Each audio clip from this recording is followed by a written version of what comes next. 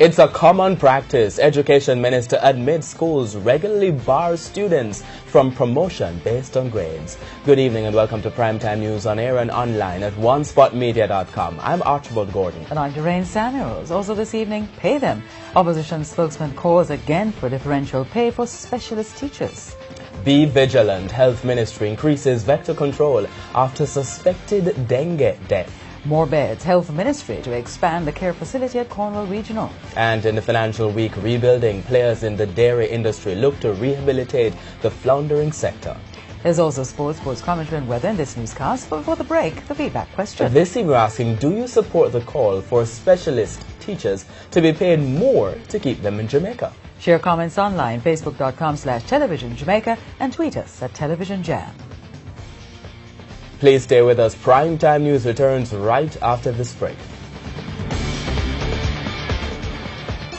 Welcome back to Primetime News. Special welcome to folks on onespotmedia.com. Up first this evening, another school is facing backlash this evening for barring students from being promoted because of poor grades. Merle Grove High School in St. Andrew wrote to the parents giving them an ultimatum which expired today. TVJ's Janella Precious reports. In the form obtained by our news center, Merle Grove High School is demanding that parents of the affected children voluntarily withdraw them from the school and seek a transfer elsewhere, or repeat the current grade on probationary terms and enroll in the school's mandatory extended day program. That program is at a cost of $5,500 per subject per term. This form has been sent to parents of students who've been performing poorly. In the prelude, it noted that where a child failed to attend summer school, which was designed to help students improve their grades and to make them eligible for promotion to grade 11 to pursue the minimum 5 subjects, that child forfeited the right to be elevated. Parents had up to today to sign the form. We tried to get a response from the school to see how many of those written to met the deadline, but we were unsuccessful in our attempts. Speaking on RGR's hotline, Education Minister Senator Ruel Reid admitted that the practice of schools asking students to leave due to low grades is common among many prominent secondary institutions. He, however, stressed that the practice should be discontinued. The challenge that I have inherited is that the ministry over time do not insist on what is called a standardized policy and practice in many of these instances that schools tend to operate in a very autonomous way, and you certainly want creativity, but I agree with you that we still have to remember that the law is the law, and we end up with some problems in our society where students who are disenfranchised, they end up becoming a social problem to us in our society. So there has to be an inclusive education system, which is what we have to build. Senator Reid says neither Calabar nor Merle Grove High School sought permission from the Ministry of Education. The minister has asked the regional director to investigate and provide a report. Calabar High School came under fire this week after informing parents that in order for students to be promoted to grade 11, each boy must achieve no less than 60% for his overall average, along with good conduct. The Education Ministry has since asked that the decision be reversed and the affected students be reinstated. Janella Precious, TVJ News. In the meantime, Principal of Calabar, Albert Corcho, sent out a media release just moments ago in which he seeks to clarify the school's position on promoting students to grade 11. In the release, the principal said 11 students were asked to find alternative schools after they failed to achieve the 60% average for or enroll in mandatory summer school. Mr. Corcho said Calabar stands by the decision with the view that a change of environment may be in their best interest to improve their academic performance. For those who remain, they will be enrolled in extended day classes with a probationary promotion to grade 11. And days ahead of the new school year, the opposition spokesman on education, Ronald Thwaites, has again called for differentiated pay for teachers in order to stem a wave of migration. Mr. Thwaites made the call at a press briefing on Thursday. TVJ's Dashin Hendricks reports. For the opposition spokesman on education, Ronald Thwaites, Jamaica's education system has a problem. We have lost approximately 250 specialist teachers to migration this year so far. And this is an ongoing annual chronic situation. And while he says the numbers could be more because some teachers do not indicate they have left, he reiterates a solution which has been floated before but not implemented. We are going to have to develop incentives which will encourage our teachers to remain in Jamaica. But what sort of incentives? Differentiated pay according to special abilities is an area of educational administration which we are prepared to discuss and to come to a conclusion on, difficult and controversial though it has been and will be. It's a policy direction Mr. Thwaites himself considered while he was Education Minister, but he said the situation has worsened since he left office and it needs urgent attention. The specialist teachers he's talking about includes mainly those who teach mathematics. Statistics show that good teachers of mathematics are woefully short. Probably 30 to 40% of our primary school teachers in mathematics who have not had a certification in mathematics, many of them have not even taken and passed CSEC in mathematics. This is not to blame them, nor is it to blame the government. It is simply to alert, as an opposition responsibly must, what are the urgent priorities upon which the nation must concentrate and upon which state resources must even more so than now be dedicated. Dashin Hendricks, TVJ News. News that several rural communities in Clarendon will finally be getting piped water seems to have pit an MP and councillor from the same political party against each other and put residents in the middle of a fight which has gone viral on social media. TVJ's Krista Campbell has details. A fight over water. Member of Parliament for Clarendon North Central, Pernell Charles Sr., says he has been fighting for years to bring the commodity to sections of his constituency. Now that ground is being broken for construction to start on pipelines from Mocha Square to Lennon, there seems to be another fight over who is responsible for getting the people the water they've been pleading for over the years. This video going viral showing residents clashing with Councillor for the Mocha Division, Romaine Morris, who argues he has been making representation for the residents to get piped water. The councillor is from the same ruling Jamaica Labour Party as the MP. National Water Commission NWC Water Production Manager Noel Kennedy backs up Mr. Charles' claims that he started the campaign for water since the first of his 4 terms as MP.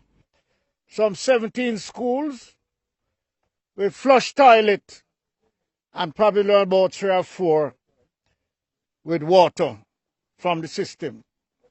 He has been working with me and the Water Commission since 2006 for water for this community. He has in his position a comprehensive document for not only for Lennon or from Mocha Square to Lennon, but for the entire Mocha area, everywhere in Mocha. That document at the time was costing about $750 million. Residents in and around the surrounding areas from Mocha Square to Lennon will be getting piped water when the project is finished. But the big beneficiaries are the over 1,000 students at Lennon High School who have been struggling without piped water since the school was built. We have been harvesting water over a number of years, and due to climate change, we haven't been getting much water. We have to be chucking water sometimes on a daily basis. As for the whole politics of the matter, there are people on both sides of the fence, yes, sir, I know, who are going to get water. This is not Labour Right water or PNP water. This is the people's water, and I am the people's representative. The NWC says the people will have piped water within the next school term. Krista Campbell, TVJ News. The Health Ministry says it's now in possession of a report of a death suspected to be related to dengue fever. The Trelawney resident died last week. We have more in this report. TVJ News broke the story yesterday that there were cases of the dengue fever in Trelawney. It was also pointed out that 2 men from the parish showed symptoms of the illness. But confirmation came last night from Chief Medical Officer Dr. Jacqueline Bisesa Mackenzie in an interview with our news center that there was a report of a suspected death. TVJ News reported on Thursday that an investigation was being carried out by the Health Ministry into reports of cases of dengue fever in the parish. The Chief Medical Officer told our news center that the ministry has been receiving information from the Trelawney Health Department regarding the individual who died. At this time, the Ministry of Health would like to confirm that we've had reported to us from the Trelawney Health Department a suspected case of dengue-related death in a patient from Trelawney who died at the Kingston Public Hospital. As we are now experiencing increased rainfall in several parishes, the incidence of mosquito-borne illnesses are expected to increase in keeping with the annual trend. So we are not experiencing an outbreak at this time, as we have not gone above what is expected in terms of number of cases that we're seeing. Meanwhile, the health ministry says it has increased vector control activities. To decrease the population of adult mosquitoes, have increased larvicidal activities to kill the mosquito larvae, and we are imploring the public to increase their vigilance in eliminating breeding sites by covering containers of stored water, by cleaning flower pots and getting rid of all stagnant water in and around their homes, and to protect themselves by using mosquito nets and repellents, and to wear long sleeves. We want to remind the public as well that dengue fever may present as a mild illness in most persons. However, they must take measures to control fever.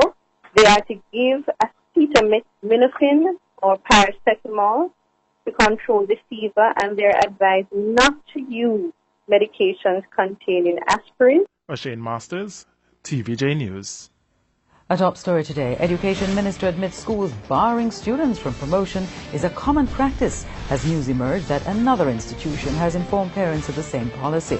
And still ahead this evening, jungle justice. Mob kills St. Anne man accused of slaughtering a woman and her child earlier this week. And in business news, stakeholders push to rebuild the dairy. See and know. Welcome back. Continuing the news, the police have opened an investigation into a scam in which criminals have been obtaining cardholders' information for NCB customers. The action has been costing the bank's customers millions of dollars. But how is this latest fraud being perpetrated? TVJ's Andrew Laidley tells us in this report. NCB says the criminals have been stealing point-of-sale terminals from merchants before tampering with them and then returning the machines to the same or different locations in order to obtain cardholders' data. Millions of dollars have been fleeced from NCB cardholders, but the amount stolen so far is not known. The bank says it's working with the authorities to identify the perpetrators. TVJ News understands that the scammers have been stealing the terminals from service stations with the assistance of insiders. In the meantime, NCB is urging customers and merchants to remain vigilant. It adds that merchants should ensure that their point-of-sale terminal is safe in view and is used only by authorized staff, especially if it's located at or near the entrance to their store. NCB is also recommending that merchants use security cameras to deter removal, note serial number of their terminal and check regularly that it has not been replaced, and educate in-store staff to be conscious of the types of attacks and associated risks. As it relates to customers, NCB says they should report any incidents of their card being swiped in one machine and then another to the location manager and the bank. Andrew Laidley, TVJ News. In the meantime, NCB has written to its customers seeking to assure them that it's doing everything possible to protect their accounts and personal information from fraudsters. The bank lists ongoing upgrades to ABMs, merchant fraud training initiatives, and alerts for credit card users as some of the measures being taken to protect customers' accounts. NCB says it will be rolling out additional solutions to minimize the impact of fraud attacks. These include an online dispute portal, which will allow cardholders to block and unblock credit cards and dispute fraudulent transactions online. The government is to add more beds at Cornwall Regional Hospital in St. James to help alleviate the shortage created when services were scaled down to allow the property to be renovated. Health Minister Dr. Christopher Tufton says the additional bedding would help to improve the quality of health care offered at the facility. TVJ's Shamela Pullen reports. The Cornwall Regional Hospital in St. James has seen its bed count drop from 400 to 200. That, as work to renovate the facility to resolve long-standing maintenance issues went into high gear.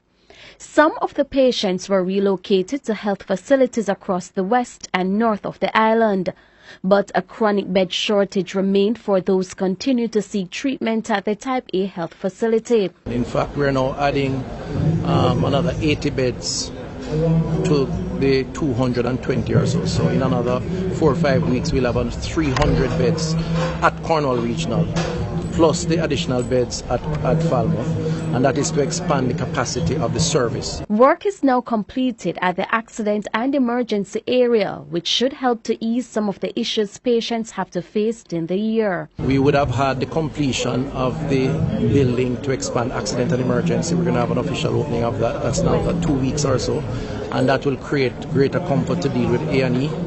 And there are some other services that are being developed. We were told managers are now on the ground doing preliminary technical work. Once completed, these will move to the next phase of the renovation. That is when you will see the visible work taking place, but there's a lot going on behind the scenes. As you know, we have an oversight committee chaired by Professor Archibald McDonald, and he's doing a lot with his team to keep abreast as to what is happening, to make suggestions and to report to the country. So I've kind of left it to them to report back to the country, but I visit once a week, sometimes once every other week. Cornwall Regional Hospital currently serves residents of Trelawney, St. James, Hanover and parts of Westmoreland. Shamela Pullen, TVJ News. The St. Anne police are probing the circumstances under which a man who was being sought in connection with the slaying of a woman and her son was killed last night. It's reported that the man was chopped several times all over his body. TVJ's Shamela Pullen reports. Less than 48 hours after the brutal machete slaying of 32-year-old Alicia Francis and her 10-year-old son, Jamani Jackson, the man believed to have carried out the act, 41-year-old Orville Scarlett, otherwise called Bull, was himself killed by an angry mob. That despite the police making this appeal earlier this week. We're trying to convince them as best as possible to allow the police to take charge of the situation and not to take the law in their own hands. Pass on all the information to us, the police, and let us deal with the matter. But the residents did not listen. According to reports, shortly after 10 o'clock Wednesday night, residents of Wattown went searching for Scarlett and found him fast asleep. TVJ News understands the residents set about chopping him several times. He died shortly after. The situation has left the area tense. Residents are also tight-lipped about what happened. In the meantime, Miss Francis's 12-year-old son, who was also attacked, remains in hospital undergoing treatment. Shamela Pullen, TVJ News. Another tragedy on our nation's road network. 2 men who were traveling on a motorcycle in Portland are dead after their bike collided with a sports utility vehicle SUV on Thursday afternoon. One of the deceased has been identified as Akeem Bailey of Bybrook in the parish. He died on the spot. Akeem's Bailey, Keyshawn Bailey, told TVJ News what he heard happened before the crash.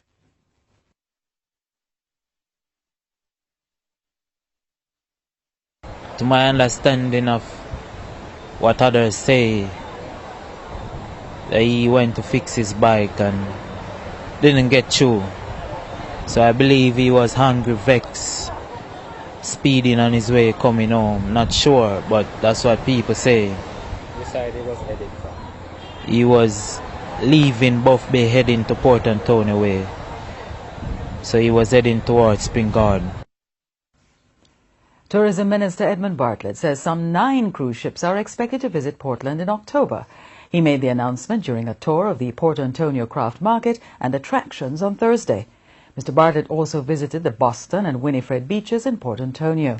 He said the Boston beach will get some added development and Winifred Beach will be developed, noting that both beaches will have free access to the public. Mr. Bartlett also pointed to an improvement in the rafting experience. There's a lot that has to be done with that. And we had a good discussion with the raftsmen, and we also look at the Rio Grande experience in its broader sense. And we believe that there is need for us to energize and to refurbish and to bring new energy to that whole process.